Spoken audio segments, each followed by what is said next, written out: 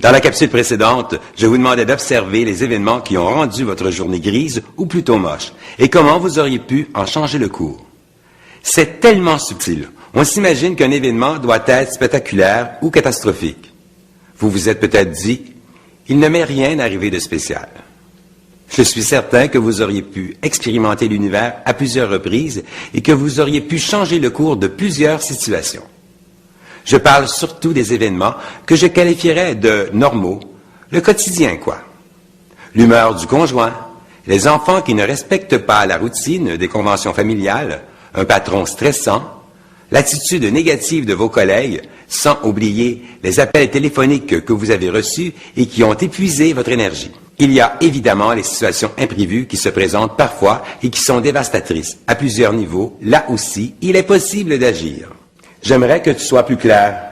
Quand un événement se présente, on a tous les pouvoirs pour en changer le cours.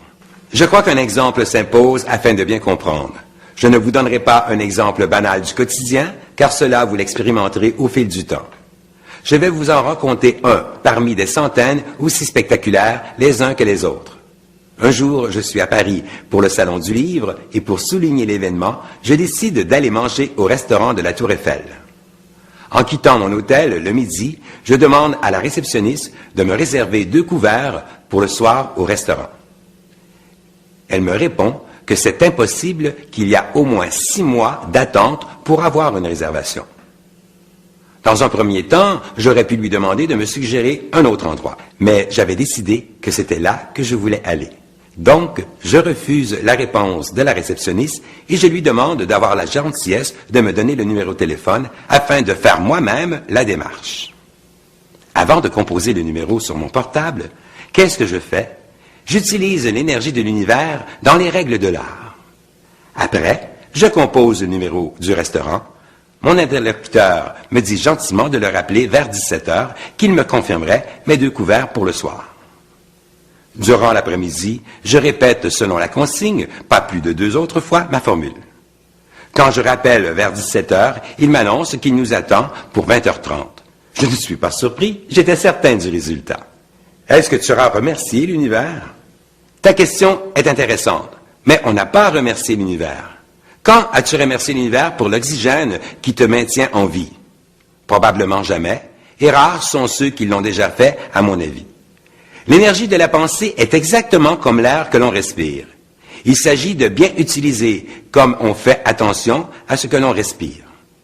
Je vous le répète, l'énergie de l'univers est à moi, je la prends, elle m'appartient. Vous avez seulement à penser ainsi. Est-ce que ça prendra beaucoup de temps avant que je devienne un expert comme toi? Le temps n'existe pas dans la matière. Le temps que ça prendra sera le temps de ton implication à gérer ta vie.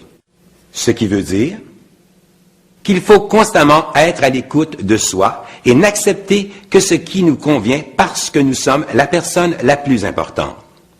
Qu'il faut éviter de laisser les événements prendre le contrôle de sa vie, mais plutôt contrôler les événements.